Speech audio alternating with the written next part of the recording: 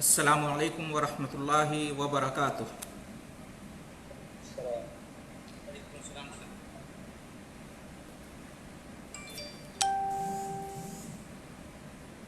बिस्मिल्लाहिर्रहमानिर्रहीम।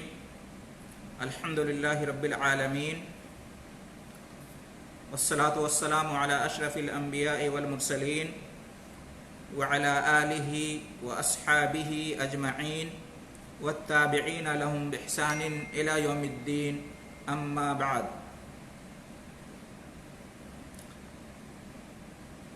हम्द व सना अल्लाह तबारक व तआला के लिए लायक व ज़ेबा और सज़ावार है, जो हमारा आपका तमाम जहान और सारी मखलूक़ात का तने तन्हा खालिक, राज़िक़, मालिक और मुदब्बिर है। माबूद बरहक़ है, उसके सिवा कोई दूसरा इबादत के लायक नहीं। बड़ा ही मेहरबान और नहायत रहम वाला है। और बेशुमार दुरूद और सलाम नाजिल हो अल्लाह के प्यारे नबी मुहम्मद मुस्तफ़ा अहमद मुस्तबा सल्लल्लाहु अलैहि वसल्लम पर और आपके आलो अस्हाब पर। मज़ीद अल्लाह रब्बुल आलमीन की रहमतें और बरकतें नाजिल हों इन पाकबाज हस्तियों पर और हम तमाम ईमान वालों पर जो नबी करीम सल्लल्लाहु अलैहि वसल्लम और आपके आलो अस्हाब की अच्छाई के साथ पैरवी करने वाले हैं।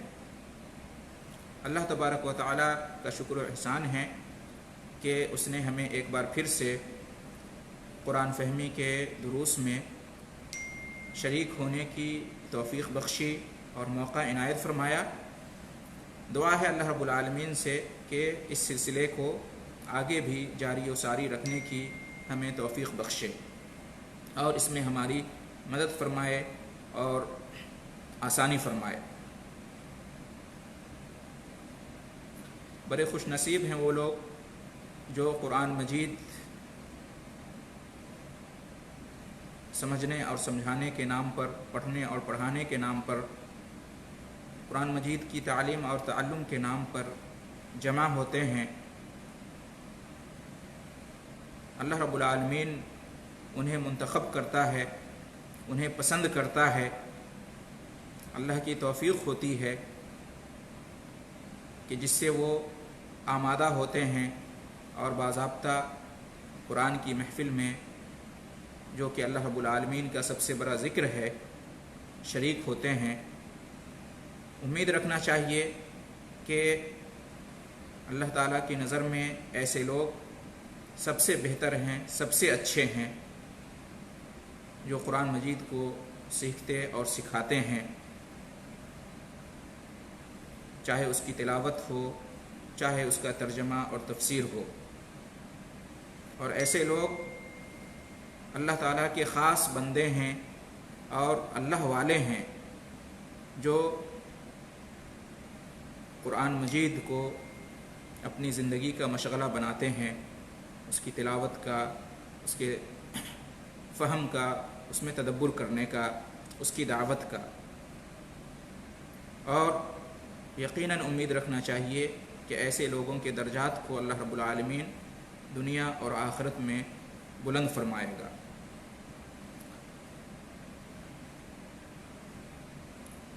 पिछले कई दिनों के बाद और सिलसिला मुनक़ता होने के बाद, ईद उल अज़हा के बाद एक बार फिर से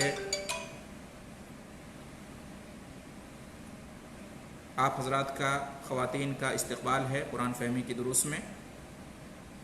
उम्मीद के ईद उल अज़हा मुबारक रही होगी और ईद उल अज़हा की खुशियों में ख़ुद को और अपने लोगों को शरीक किया हो।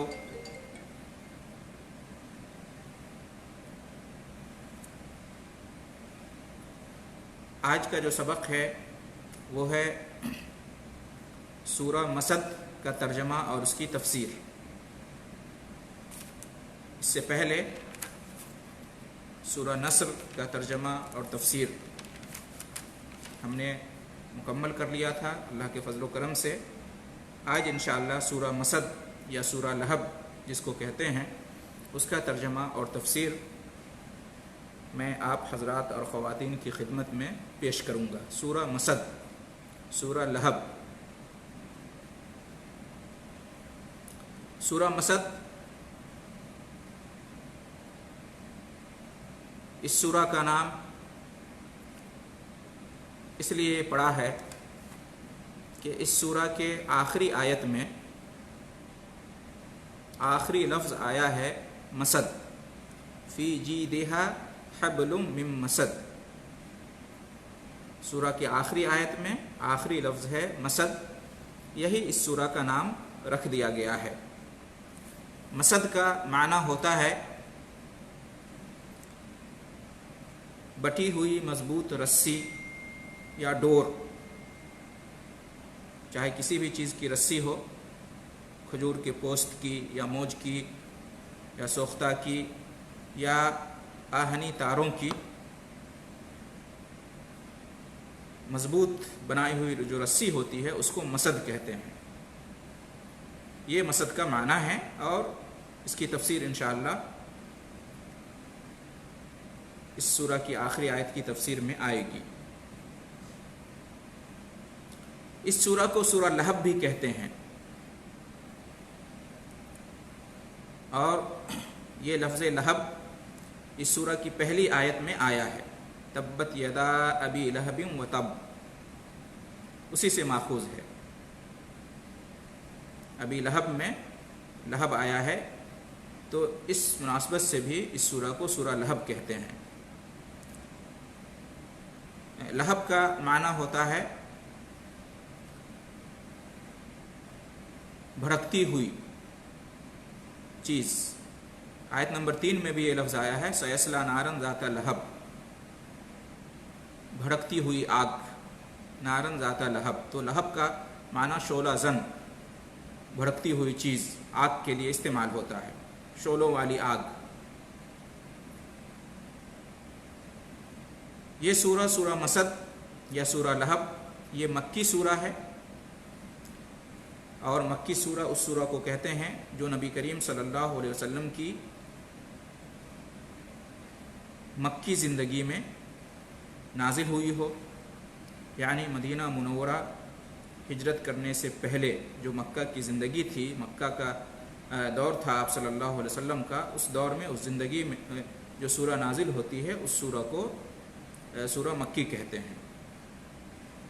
اور جو مدینی زندگی میں مکہ سے مدینہ منورہ ہجرت کرنے کے بعد جو سورہ یا آیت نازل ہوئی اس کو مدنی سورہ کہتے ہیں۔ یہ سورہ مکی ہے، مکی زندگی میں نازل ہوئی ہے، اور بالضبط یہ مکہ مکرمہ میں نازل ہوئی تھی، اس لیے یہ سورہ مکی سورہ ہے۔ اس سورہ کا شان نزول کیا ہے، سبب نزول اس سورہ کا کیا ہے؟ تو صحیح بخاری شریف اور صحیح مسلم شریف اور دیگر حدیث کی کتابوں میں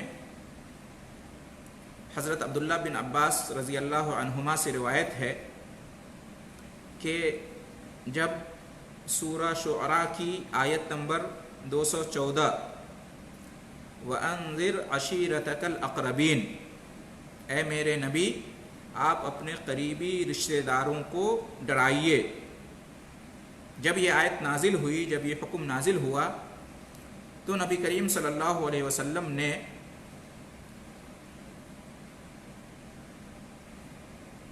اس آیت اور اس حکم کی تعمیل میں کیا کیا؟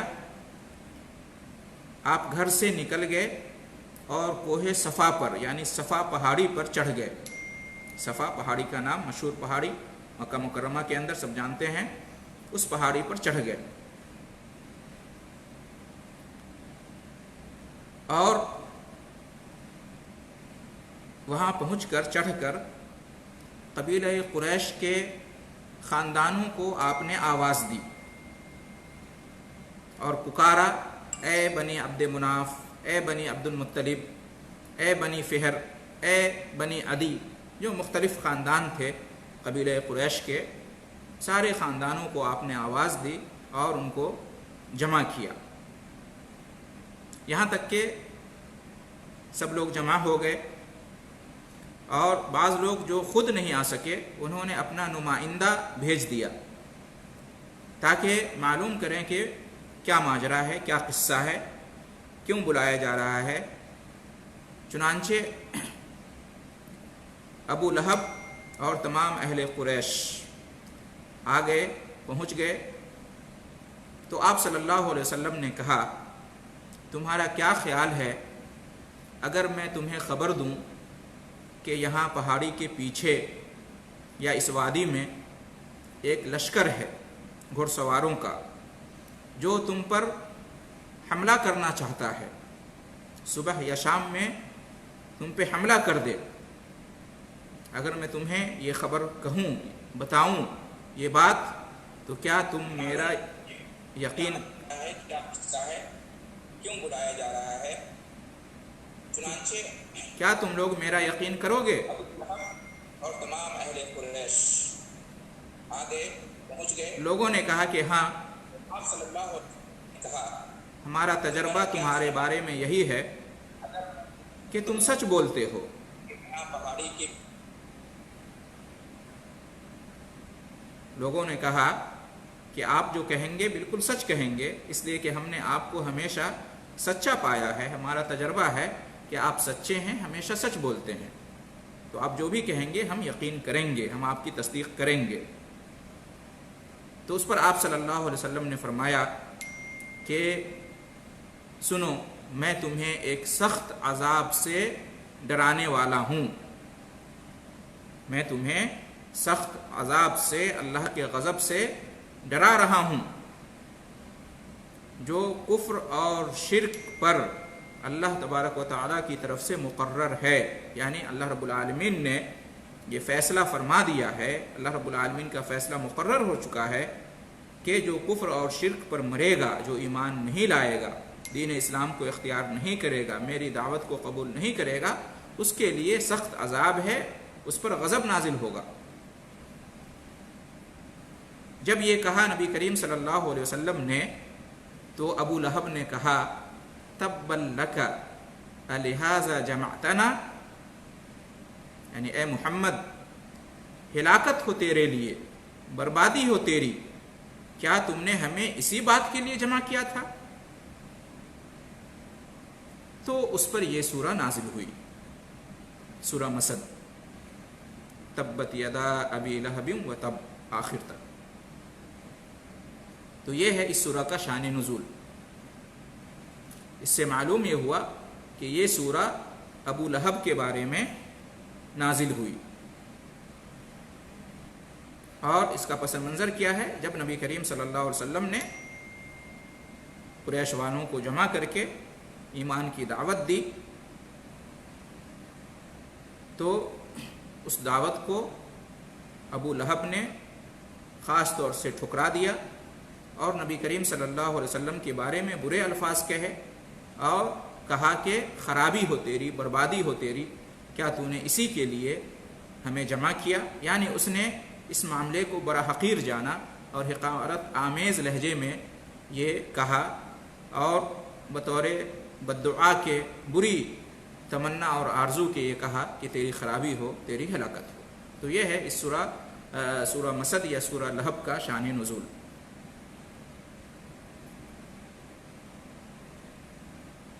اعوذ باللہ من الشیطان الرجیم، بسم اللہ الرحمن الرحیم۔ تبت یدا ابی لہب و تب، یہ پہلی آیت ہے سورہ مسد کی، سورہ لہب کی، جس کا ترجمہ یہ ہے کہ ٹوٹ گئے ابو لہب کے دونوں ہاتھ،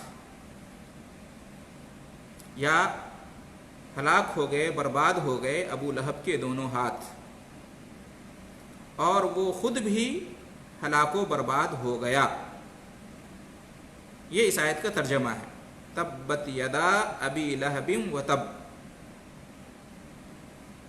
تبت یدا ابی لہب، ابی لہب کے دونوں ہاتھ ٹوٹ گئے، ہلاک و برباد ہو گئے، شل ہو گئے، بیکار ہو گئے، و تب، اور وہ خود بھی ہلاک و برباد ہو گیا، وہ کبھی کامیاب نہ ہوا، خائب و خاسر ہوا۔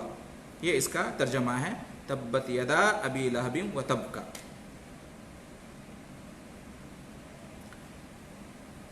اس آیت میں اللہ رب العالمین نے جو فرمایا ہے وہ بالکل واضح ہے، ابو لہب کے بارے میں فرمایا ہے، اور اس میں ابو لہب کی ہلاکت و بربادی کی خبر دی ہے۔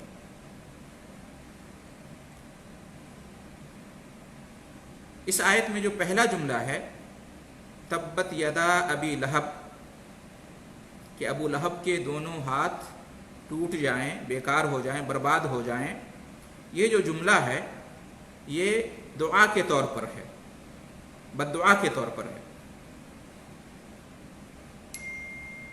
جس کا مطلب یہ ہے کہ ابو لہب ہلاک و برباد ہو جائے۔ اور یہ جو بد دعا ہے یہ ان الفاظ کے جواب میں ہیں جو ابو لہب نے نبی کریم صلی اللہ علیہ وسلم کو غصے کے مارے اور آپ صلی اللہ علیہ وسلم کی دشمنی میں کہے تھے، جس وقت قریش والوں کو آپ نے جمع کر کے ایمان کی دعوت دی تھی۔ تو وہ ناراض ہوا تھا، نہ صرف یہ کہ اس نے دعوت کو ٹھکرا دیا بلکہ اس نے آپ صلی اللہ علیہ وسلم کو یہ کہا کہ تیری خرابی ہو۔ تو اس کے جواب میں اللہ رب العالمین نے یہاں پر بطور بددعا کے تبت یدا ابی لہب فرمایا کہ ابو لہب کے دونوں ہاتھ ٹوٹ جائیں، بیکار ہو جائیں، برباد ہو جائیں۔ اور دوسرا جملہ جو ہے وہ تب، یہ خبر کے طور پر ہے، یہ خبر کے طور پر ہے، یعنی کہ بددعا کے ساتھ ساتھ اللہ تعالیٰ نے ابو لہب کی ہلاکت و بربادی کی خبر بھی دی ہے، بددعا بھی کی ابو لہب کے خلاف کہ وہ ہلاک ہو جائے، برباد ہو جائے، اور پھر اس کی خبر بھی دی۔ اس دعا کے اثر کے بارے میں بھی بتایا کہ یہ دعا اثر انداز ہوئی، مقبول ہوئی اللہ کے یہاں، اور وہ ہلاک و برباد ہو گیا۔ تو اس آیت کے اندر تبت یدا ابی لہب و تب، اس میں دعا بھی ہے یعنی بد دعا بھی ہے اور خبر بھی ہے، دعا کا اثر بھی ہے، دونوں باتیں بیان کی گئی ہیں۔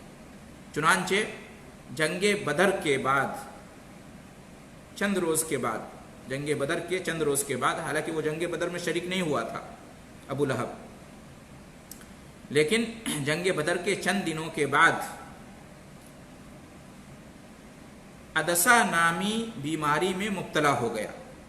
ایک بیماری جس کا نام عدسہ تھا، اس زمانے میں عدسہ کہا جاتا تھا اس بیماری کو، اس مرض میں وہ مبتلا ہو گیا، جس میں کہتے ہیں کہ طاعون کے جیسی گلٹی نکلتی ہے، اس میں اس کی موت واقع ہو گئی۔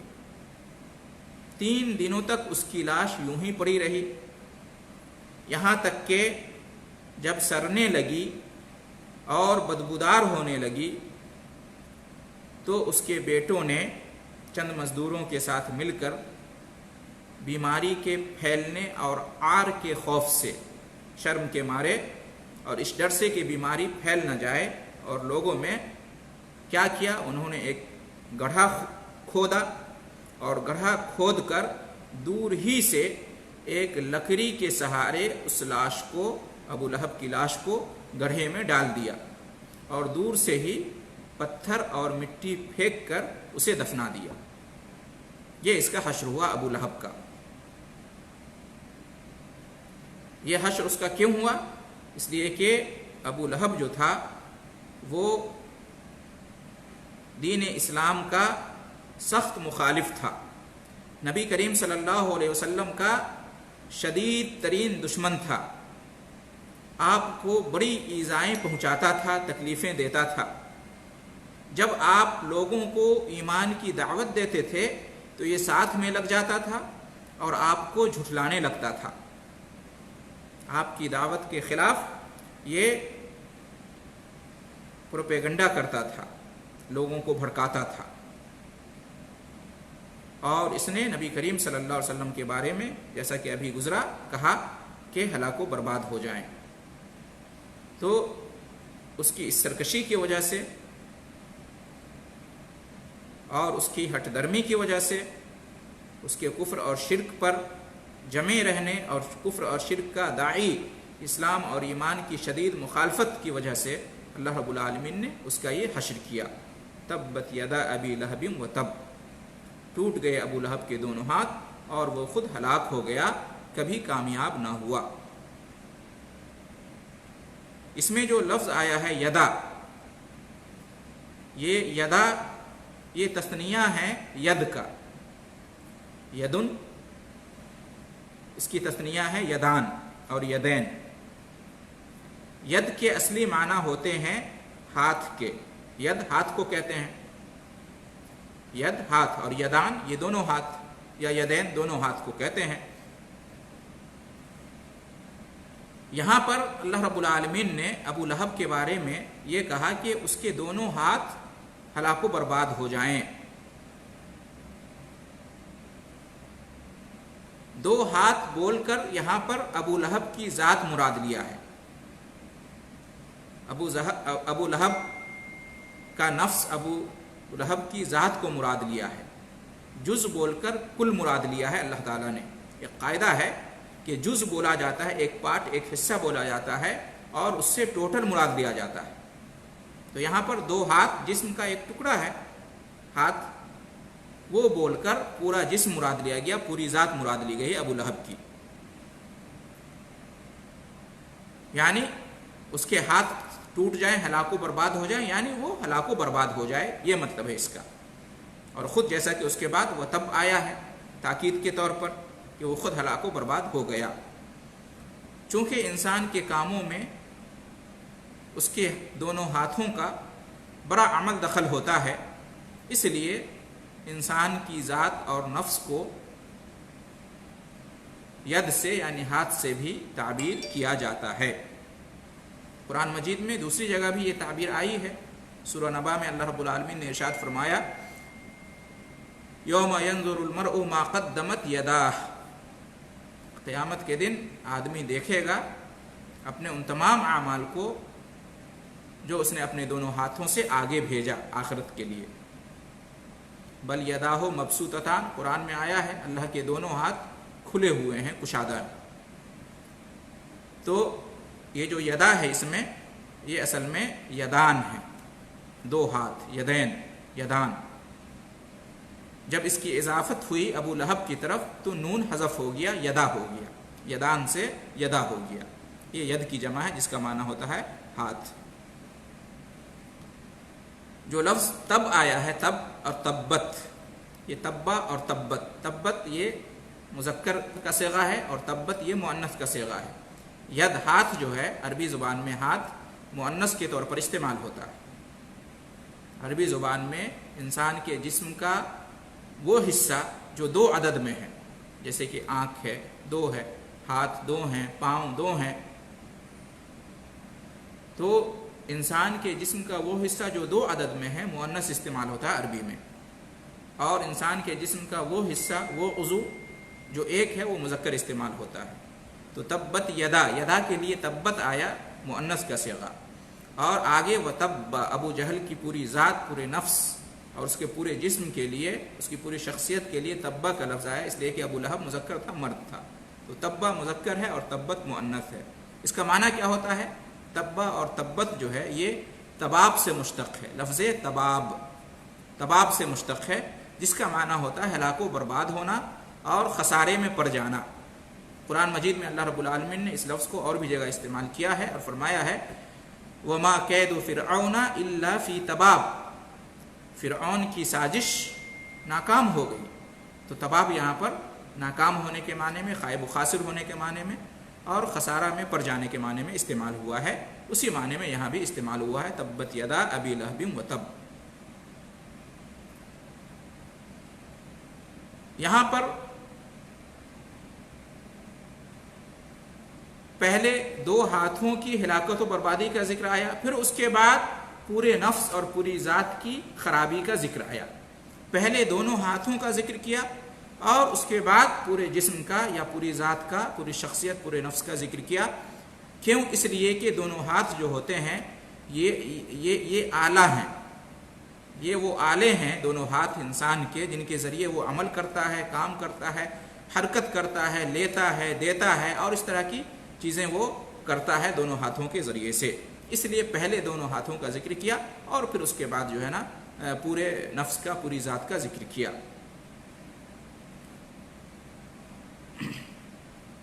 یہ اس میں ابو لہب کا ذکر آیا ہے، تو ابو لہب کے بارے میں ہم جان لیتے ہیں کہ ابو لہب کا اصل میں نام تھا عبد العزیٰ، عبد العزیٰ اس کا نام تھا۔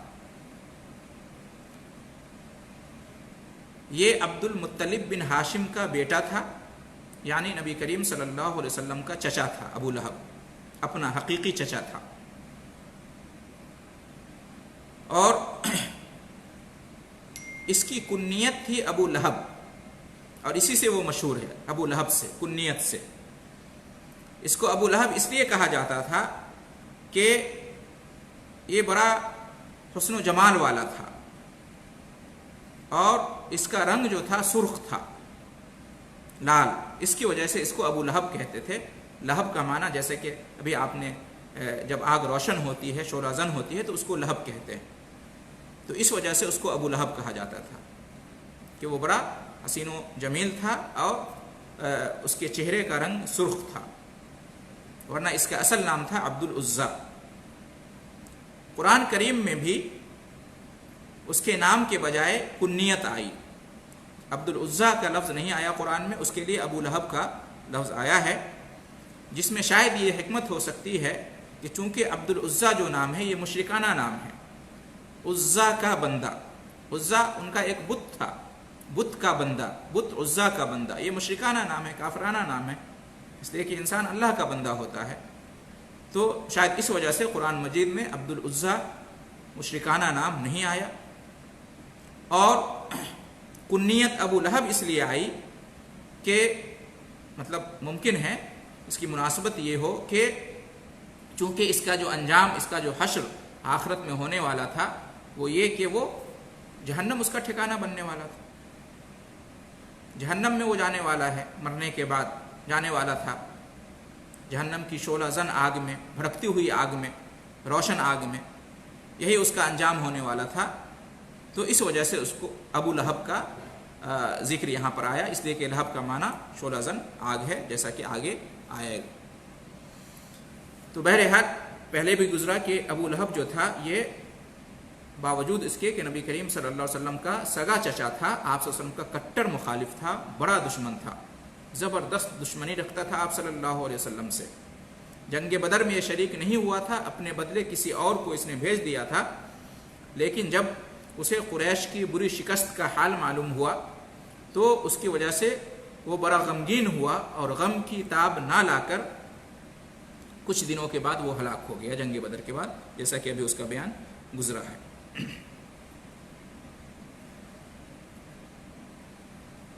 اس کے بعد آیت نمبر 2 میں اللہ رب العالمین نے ارشاد فرمایا، اچھا یہاں پہ ایک اور چیز ذکر کر دیں کہ نبی کریم صلی اللہ علیہ وسلم کے جو چچا تھے وہ 3 قسم کے تھے۔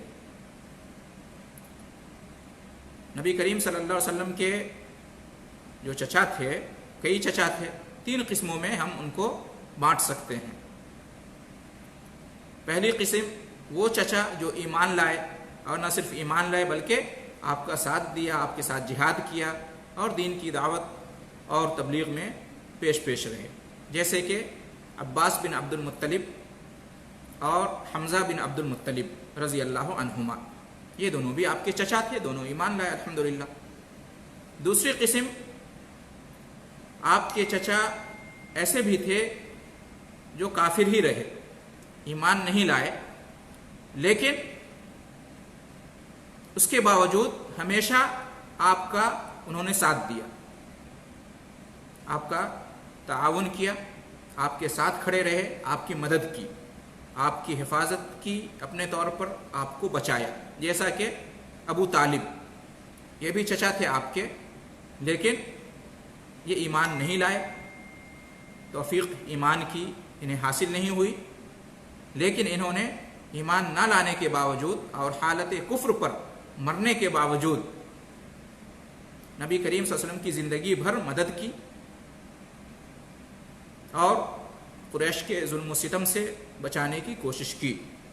اور اسی کا صلہ ایک خصوصی طور پر یہ بدلہ ملا ان کو نبی کریم صلی اللہ علیہ وسلم کی مدد کرنے کی وجہ سے کہ نبی کریم صلی اللہ علیہ وسلم نے سفارش کی تو چونکہ کفر پہ مرے تھے جہنم ہی ٹھکانہ ہوگا اور ہمیشہ جہنم ہی رہنا پڑے گا، لیکن عذاب ہلکا ہو گیا کچھ نبی کریم صلی اللہ علیہ وسلم کی سفارش پر۔ تیسری قسم نبی کریم صلی اللہ علیہ وسلم کے چچاؤں کی، ایسے چچا تھے جو کافر تھے، ایمان نہیں لائے اور ساتھ بھی نہیں دیا بلکہ دشمنی رکھی اور بہت زیادہ ظلم و ستم کیا، تکلیفیں دی، ایذائیں دی۔ ان میں سے ابو لہب ہے جس کا ذکر یہاں پہ ہو رہا ہے، جس کے بارے میں یہ سورہ مسد نازل ہوئی، سورہ لہب نازل ہوئی ہے۔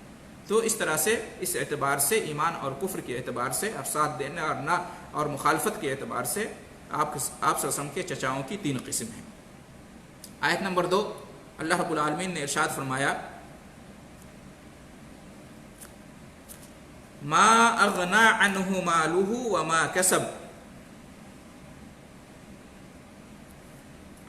نہیں کام آیا اس کا مال اور جو اس نے کمایا۔ ما نہیں، اغنا عنہ اس کے کام آیا، مالہ اس کا مال، وما کسب اور جو اس نے کمایا، یعنی ابو لہب کے کام نہ اس کا مال آیا، اس کی دولت آئی اور نہ اس کی کوئی کمائی۔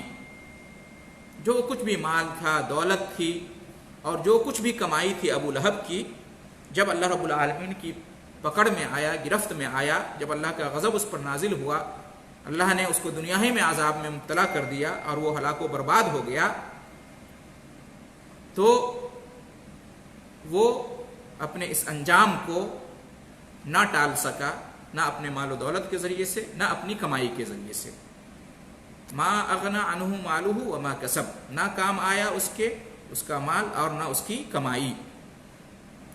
اغنا یغنی، اسی سے ہے غنی، غنی کہتے ہیں مالدار کو، مال والے کو غنی کہتے ہیں، بے نیاز کو، مالدار کو، اسی سے ہے اغنا یغنی۔ غنی کی جمع اغنیا ہوتی ہے، مالہ مال کی جمع اموال ہوتی ہے۔ وما کسب اور جو اس نے کمایا، کسب یکسب کمانا، کسب یکسب کمانا ہوتا ہے کمانا۔ ما اغنا عنہ مالہ وما کسب، تو اس کا ترجمہ ہوا کہ نہیں کام آیا اس کا مال اور نہ اس کی کمائی۔ کمائی کے اندر کمائی سے مراد کیا ہے؟ اس لیے کہ پہلے مال و دولت کا تذکرہ آ گیا کہ اس کا مال دولت، اس کی تجارت اس کے کام نہیں آئی، اس کا سرمایہ، اس کے منافع تجارت کے کچھ بھی کام نہیں آئے اس کے۔ پھر اللہ رب العالمین نے کہا اور اس کی کمائی بھی کام نہیں آئی، تو کمائی سے کیا مراد ہے؟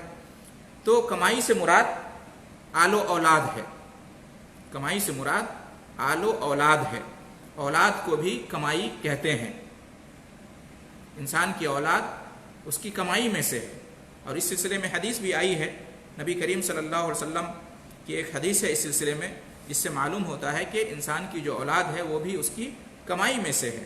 آپ صلی اللہ علیہ وسلم کا فرمان ہے، سنن ترمذی کی روایت ہے کہ ان اطیب ما اکلتم من کسبکم وان اولادکم من کسبکم، کہ سب سے بہترین چیز جو تم کھاتے ہو وہ ہے جو تمہاری کمائی میں سے ہو، اور تمہاری اولاد تمہاری کمائی میں سے ہے۔ تو یہاں پر جو ہے ما اغنا عنہ مالہ وما کسب، ابو لہب کے کام نہیں آیا اس کا مال اور نہ اس کی کمائی، تو کمائی سے مراد آل و اولاد ہے، نہ اس کا مال اس کے کام آیا نہ اس کی اولاد اس کے کام آئی۔ کہتے ہیں کہ وہ اپنے مال پر اور اپنی اولاد پر بڑا فخر کرتا تھا اور بڑا ہی تکبر کرتا تھا، بڑا ہی ناز کرتا تھا، اور وہ کہتا تھا کہ میرا بھتیجا محمد جو کچھ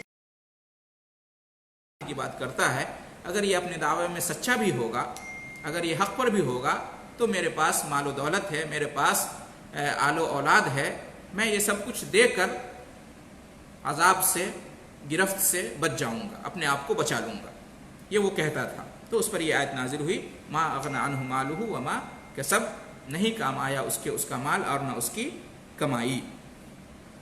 اسی طریقے سے کمائی میں یہاں پر اولاد کے ساتھ ساتھ جاہ و منصب بھی داخل ہے، حیثیت، عزت، وقار، اثر و رسوخ، یہ سب کچھ داخل ہے۔ ابو لہب کے اندر سب کچھ جمع تھا، مال والا بھی تھا، دولت والا بھی تھا، آل و اولاد والا بھی تھا، حسن و جمال والا بھی تھا، اور سماج اور معاشرے میں اس کا اثر و رسوخ بھی تھا، اچھے خاندان کا تھا، اچھے قبیلے کا تھا، اس کا وقار تھا، اس کی عزت تھی، سب کچھ تھا، تو وما کسب میں سب کچھ آ جائے گا، کچھ بھی اس کے کام نہیں آیا، نہ اس کا مال، نہ اس کی دولت، نہ آل و اولاد، نہ خاندان، نہ قبیلہ، نہ جاہ و منصب، نہ عزت، نہ وقار، نہ شرف خاندانی، نہ اثر و رسوخ، کچھ بھی اس کے کام نہیں آیا، نہ اس کی کوئی سیاست، نہ اس کی محنت، جد و جہد، جو کچھ بھی کرتا تھا کچھ بھی کام نہیں آیا۔ جب وہ اللہ تعالیٰ کی گرفت میں آیا تو وہ اپنے آپ کو کسی بھی طرح سے بچا نہ سکا، تو اسی کی طرف اشارہ ہے ما اغنا عنہ مالہ وما کسب۔ بعض مفسرین نے کہا ہے کہ ما اغنا عنہ مالہ وما کسب، اس میں جو ما ہے، ما اغنا میں، یہ استفہامیہ بھی ہو سکتا ہے، یعنی ابھی جو ہم نے ترجمہ کیا ما اغنا عنہ مالہ وما کسب، تو ہم نے ترجمہ کیا ما کو نافیہ قرار دے کر کہ نہیں کام آیا۔ بعض مفسرین نے کہا کہ ما استفہامیہ بھی ہو سکتا ہے، یعنی اس کا معنی یہ بھی ہو سکتا ہے کہ ایو شیء اغنا عنہ، ما اغنا عنہ یعنی ایو شیء اغنا عنہ، کون سی چیز اس کے کام آئی، مالہ وما کسب، کیا اس کا مال اس کے کام آیا، کیا اس کی کمائی اس کے کام آئی، تو یہ استفہام کے طور پر بھی بعض مفسرین نے اس کو ذکر کیا ہے، تو اس کا بھی احتمال ہے، یہ بھی ممکن ہے، اور دونوں میں کوئی ٹکراؤ نہیں ہے۔ تو اگر ہم استفہامیہ ما کو مانیں گے تو اس کا جواب بھی یہ ہوگا لا شیء، نہیں، کوئی چیز اس کے کام نہیں آئی، نہ اس کا مال نہ اس کی کمائی۔ اس کے بعد آیت نمبر 3 میں اللہ رب العالمین نے ارشاد فرمایا سیصلی نارا ذات لہب، وہ عنقریب داخل ہوگا بھڑکتی ہوئی آگ میں، یعنی جہنم کی آگ میں، شعلہ زن آگ میں، بھڑکتی ہوئی آگ میں داخل ہوگا۔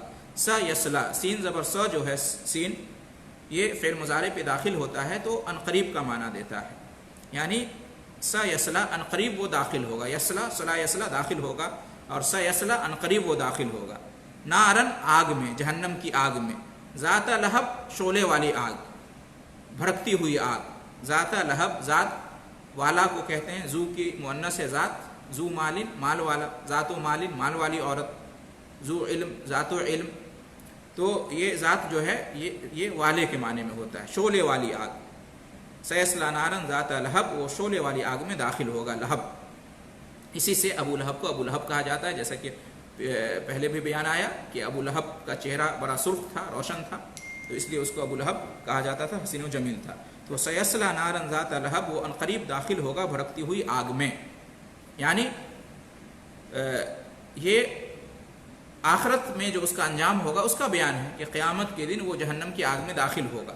ابھی دنیا ہی میں اس کے بارے میں اللہ تعالیٰ نے کہا کہ عنقریب وہ داخل ہوگا جہنم کی آگ میں، جبکہ دنیا اس وقت ختم نہیں ہوئی تھی، ابھی بھی دنیا چل ہی رہی ہے، ختم نہیں ہوئی ہے، اور پتہ نہیں کب تک رہے گی، اور اس کے بعد پھر برزخ کی زندگی ہے، وہ بھی برزخ کی زندگی میں ابو لہب ابھی ہے۔ تو اس کے باوجود اللہ رب العالمین نے کہا کہ وہ عنقریب داخل ہوگا جہنم کی آگ میں۔ کیوں کہا عنقریب؟ بظاہر تو بہت دور ہے، یا اس زمانے میں آج سے 1400 سال پہلے یہ آیت نازل ہوئی، تو کہتے ہیں کہ دنیا کے مقابلے میں آخرت بہت ہی چھوٹی ہے، اور دنیا چاہے آخرت کے مقابلے میں دنیا بہت چھوٹی ہے، اور دنیا چاہے جتنی لمبی ہو جائے، آخرت تو آنے والی ہے اور قریب آنے والی ہے، ہر وہ چیز جو آنے والی ہوتی ہے اس کو کہتے ہیں قریب، تو آخرت یقیناً آنے والی ہے اور ہمیشہ رہنے والی ہے، تو اس طور پر کہا گیا کہ عنقریب وہ داخل ہوگا۔ برزخ کی زندگی بھی جب تک اللہ چاہے گا رہے گی، اس کے بعد وہ ختم ہو جائے گی۔ برزخ کی زندگی حالانکہ بظاہر لمبی معلوم ہوتی ہے، دنیا کی طرح وہ بھی لمبی ہے، لیکن قرآن مجید میں اس کے لیے ساعہ کا لفظ آیا ہے، ایک گھڑی کا لفظ آیا ہے، تو دنیا کی زندگی، برزخ کی زندگی آخرت کے مقابلے میں ایک گھڑی ہے، کچھ بھی نہیں ہے، تو اس لیے کہا کہ عنقریب وہ داخل ہوگا شعلے والی آگ میں۔ آیت نمبر 4 میں اللہ رب العالمین نے ارشاد فرمایا وَامْرَأَتُهُ حَمَّالَةَ الْحَطَبِ، وَامْرَأَتُهُ حَمَّالَةَ الْحَطَبِ، اور اس کی بیوی، وَامْرَأَتُهُ اور اس کی بیوی، امرأتن عورت کو کہتے ہیں، یہاں پر مراد بیوی کے، امرأتن اصل میں ہوتا ہے عورت، اور امرأن ہوتا ہے مرد، آدمی، اصل میں امرأتن ہے، امرأتہ اس سے پہلے واو آیا، تو امرأتن میں جو حمزہ ہے یہ حمزہ وصل ہے، اس لیے وہ گر گیا، اس کو نہیں پڑھتے ہیں، ڈائریکٹ واو کو میم کے ساتھ ملاتے ہیں، وامرأتہ اور اس کی عورت اور اس کی بیوی، وہ ضمیر ہے، وامرأتہ اور اس کی بیوی، اس کی عورت، یعنی اس کی بیوی بھی داخل ہوگی اس کے ساتھ جہنم کی شعلہ زن آگ میں، یہ مراد ہے وامرأتہ۔ اس سے پہلے کہا سیصلی نارا ذات لہب، ابو لہب کے بارے میں کہ وہ شعلہ زن آگ میں، جہنم کی آگ میں داخل ہوگا، اس کے بعد فرمایا وامرأتہ اور اس کی بیوی، یعنی اس کی بیوی، اس کی عورت بھی داخل ہوگی جہنم میں اس کے ساتھ۔ حمالۃ الحطب، جو لکڑیاں ڈھونے والی ہے یا لکڑیاں لاد کر لانے والی ہے، حمالۃ الحطب۔ حمال کہتے ہیں قلی کو، قلی کو عربی میں حمال کہتے ہیں، حمل یحمل اٹھانے کو کہتے ہیں، تو چونکہ قلی جو ہوتا ہے، حمال جو ہوتا ہے، وہ اپنے کندھے پر، اپنے سر پہ اٹھاتا ہے سامان کو، مال کو، تو اس لیے اس کو حمال کہتے ہیں۔ تو حمالۃ الحطب، ابو لہب کی بیوی کے بارے میں اللہ رب العالمین نے فرمایا کہ اور اس کی بیوی بھی داخل ہوگی اس کے ساتھ جہنم کی آگ میں، جو لکڑیاں ڈھونے والی ہے، لکڑیاں لاد کر لانے والی ہے۔ کیا مطلب ہے اس کا؟ مطلب اس کا یہ ہے کہ جہنم میں ابو لہب کی بیوی ابو لہب کی آگ پر، اپنے شوہر کی آگ پر لکڑیاں لا لا کر ڈالے گی۔ جب ابو لہب کو عذاب ہو رہا ہوگا جہنم کی آگ میں، شعلہ زن میں، آگ میں، تو اس کی بیوی جس کا نام ام جمیل ہے، وہ لکڑیاں درخت کے، جہنم کے درختوں کی، زقوم وغیرہ کا جو درخت ہوتا ہے، اس درختوں کی لکڑیاں لائے گی، اپنے کندھوں پہ، اپنے سر پہ دھو کے، اپنے گلے میں باندھ کے، اور ایندھن کے طور پر رکھے گی آگ میں، تاکہ مزید آگ بھڑکے اور اس طرح سے ابو لہب کو اور زیادہ تکلیف ہو۔ تو جس طرح سے کہتے ہیں مفسرین کہ جس طرح سے دنیا میں ابو لہب کی بیوی اپنے شوہر کی مدد کیا کرتی تھی، کفر کے کام میں، شرک کے کام میں، عناد کے کام میں، نبی کریم صلی اللہ علیہ وسلم کی دشمنی میں، اسلام کی مخالفت میں، اسی طرح سے جیسے کو تیسا آخرت میں بھی اپنے شوہر کے عذاب میں وہ اس کی مدد کرے گی، اس کی مددگار ہوگی۔ بعض کہتے ہیں کہ وہ ابو لہب کی بیوی جو تھی ام جمیل، وہ کانٹے دار جھاڑیاں ڈھو ڈھو کر لاتی تھی اور نبی کریم صلی اللہ علیہ وسلم کے راستے میں لا کر بچھا دیتی تھی تاکہ آپ کو تکلیف پہنچے۔ تو اس کی سزا کے طور پر جو ہے نا، اس کا بھی یہ حشر ہوگا کہ جہنم میں اس کو عذاب دیا جائے گا، جیسا کہ اس کا بیان آگے آئے گا۔ تو اسی کی طرف یہاں پر اشارہ ہے کہ دنیا میں وہ کیا کرتی تھی، وہ لکڑیاں جمع کر کے لاتی تھی جنگلات سے، اور نبی کریم صلی اللہ علیہ وسلم کے راستے میں کانٹے دار لکڑیاں بچھاتی تھی تاکہ آپ کو تکلیف ہو۔ تو اسی کی طرف یہاں پر اشارہ ہے، وامرأتہ حمالۃ الحطب، اور اس کی بیوی بھی جہنم کی آگ میں داخل ہوگی، لکڑیاں ڈھونے والی۔ اور بعض کہتے ہیں کہ یہ اس کی چغل خوری کی طرف اشارہ ہے۔ چغل خوری کی عادت تھی، ام جمیل جو تھی ابو لہب کی بیوی، بہت بڑی چغل خور تھی، اس کی عادت تھی چغل خوری کرنا۔ عربی میں حمالۃ الحطب چغل خور کو بھی کہتے ہیں محاورہ کے طور پر۔ تو چونکہ چغل خور کیا ہوتا ہے، چغلی کر کے وہ لوگوں میں آگ لگاتا ہے۔ تو یہ جو تھی ام جمیل ابو لہب کی بیوی، وہ کیا کرتی تھی، نبی کریم صلی اللہ علیہ وسلم کی چغلی کرتی تھی، غیبت کرتی تھی کفار قریش کے پاس جا کر، اور کفار قریش کو نبی کریم صلی اللہ علیہ وسلم کی دشمنی میں اور مخالفت میں بھڑکاتی تھی، اکساتی تھی۔ اس طرح سے لوگوں کے درمیان وہ گھوم پھر کر آگ لگانے کی کوشش کرتی تھی، اس کی وجہ سے اس کو حمالۃ الحطب کہا گیا، یعنی محاورے کے طور پر چغل خور ہونے کی طرف اشارہ ہے۔ بعض اہل علم نے یہ بھی کہا ہے۔ تو وامرأتہ حمالۃ الحطب، اس کی بیوی، اس کی عورت لکڑیاں ڈھونے والی۔ اس کی جو بیوی تھی ابو لہب کی، ام جمیل اس کی کنیت تھی، ام جمیل، وہ بھی بہت خوبصورت تھی، اس لیے اس کو ام جمیل کہا جاتا تھا۔ جمیل خوبصورت کو کہتے ہیں، اور اس کا نام اصل میں اروا تھا، اور یہ حرب بن امیہ کی بیٹی تھی۔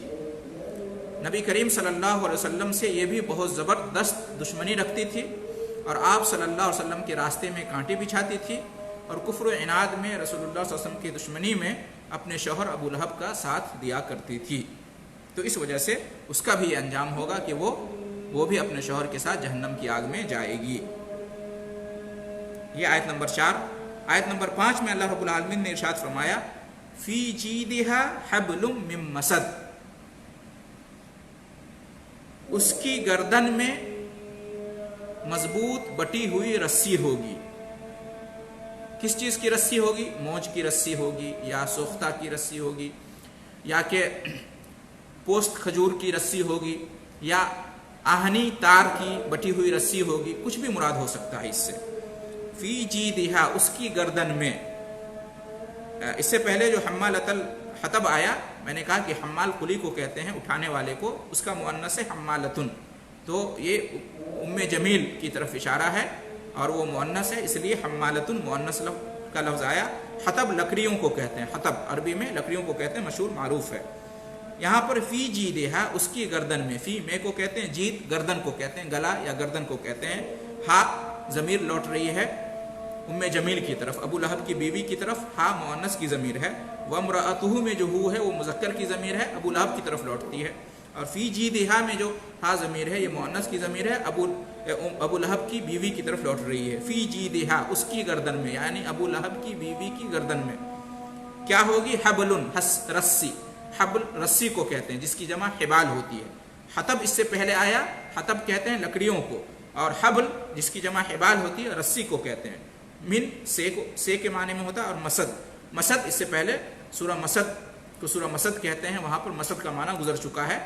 مضبوط رسی کو، مضبوط ڈور کو کہتے ہیں، چاہے وہ موج کی رسی ہو، چاہے وہ کھجور کے پوست کی رسی ہو، یا سوختہ کی رسی ہو، یا آہنی تاروں کی رسی ہو، کوئی بھی رسی مراد ہو سکتی ہے۔ تو اللہ رب العالمین نے فرمایا فی جیدہا حبل من مسد، اس کی گردن میں موج کی ایک رسی ہوگی، مضبوط رسی ہوگی اس کی گردن میں، کھجور کی پوست کی رسی، یا آہنی تاروں کی رسی، یا جو ہے نا موج کی رسی، بٹی ہوئی مضبوط رسی ہوگی۔ فی جیدہا حبل من مسد۔